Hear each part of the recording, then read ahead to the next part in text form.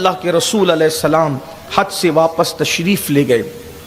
ماہ محرم کا مہینہ بہت اچھے سے گزرا، اور سفر کا جب آخری ہفتہ آیا تو اللہ کے رسول صلی اللہ علیہ وآلہ وسلم کی طبیعت میں علالت شروع ہوئی۔ روایتوں میں آتا ہے کہ آخری ہفتے میں سفر المظفر کے اللہ کے رسول علیہ السلام کے سر میں درد ہوا، اور اس کیفیت میں اللہ کے رسول علیہ السلام جنت البقیع جو مدینہ منورہ کا قبرستان ہے وہاں تشریف لے گئے، اور جب وہاں تشریف لے گئے تو میرے آقا صلی اللہ علیہ وآلہ وسلم نے بہت دعا کی۔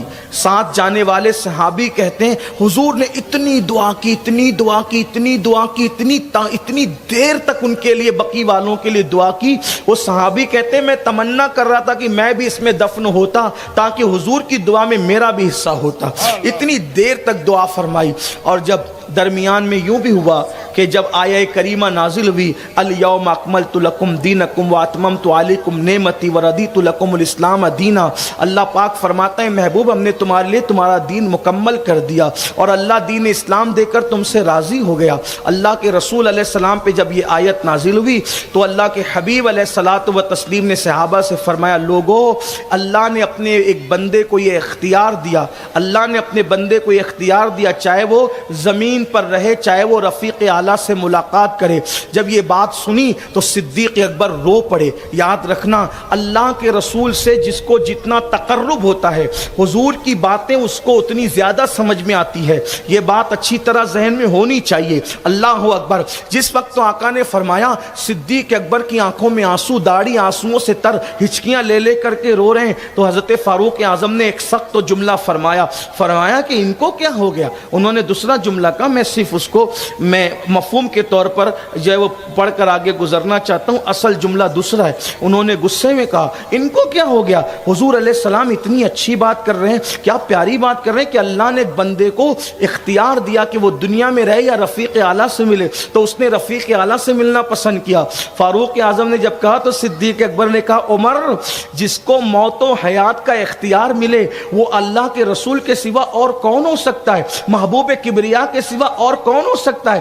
اے عمر، جلد ہی اب یہ چہرہ نظروں سے اوجھل ہونے والا ہے، جلد اب یہ چہرہ نگاہوں سے اوجھل ہوگا، اب یہ چہرہ نظر نہیں آئے گا۔ حجۃ الوداع کے موقع پر کئی اشارے دی اللہ کے رسول علیہ السلام نے کہ میں شاید آئندہ سال تم مجھے نہ پا سکو، اور پھر بار بار حضور علیہ السلام ایک بات کرتے رہے، اذکرکم اللہ فی اہل بیتی، اذکرکم اللہ فی اہل بیت، میری اہل بیت کے بارے میں اللہ سے ڈرتے رہنا، میری اہل بیت کے بارے میں اللہ سے ڈرتے رہنا۔ حضور واضح اشارے کرنے کربلا کے فرما رہے میرے بعد اللہ میری اہل بیت کے بارے میں تم کو آزمائے گا کہ تم میرے بعد میری اہل بیت کے ساتھ سلوک کیا کرتے ہو۔ اور پھر اللہ کے حبیب علیہ السلام سفر المظفر کہ آخری ہفتے میں جو ہے وہ علیل ہوئے، اور جب بیماری بڑھتی گئی تو اللہ کے حبیب علیہ الصلاۃ والتسلیم نے امہات المومنین سے اجازت لے کر سیدہ طیبہ طاہرہ عائشہ صدیقہ رضی اللہ تعالی عنہا کے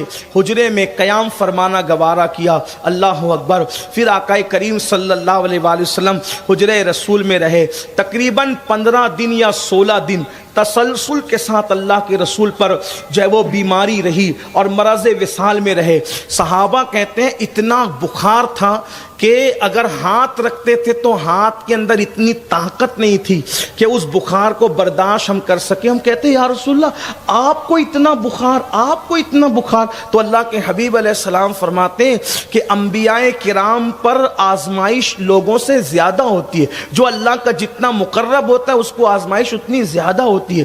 حضرت ام المومنین عائشہ صدیقہ فرماتی ہیں کہ بخار کی تپش اور حرارت اتنی تھی کہ ہم لوگ چادر گیلی کر کے رسول اللہ کے جسم اطہر پہ ڈالتے اور تھوڑی دیر میں وہ سوکھ جاتی۔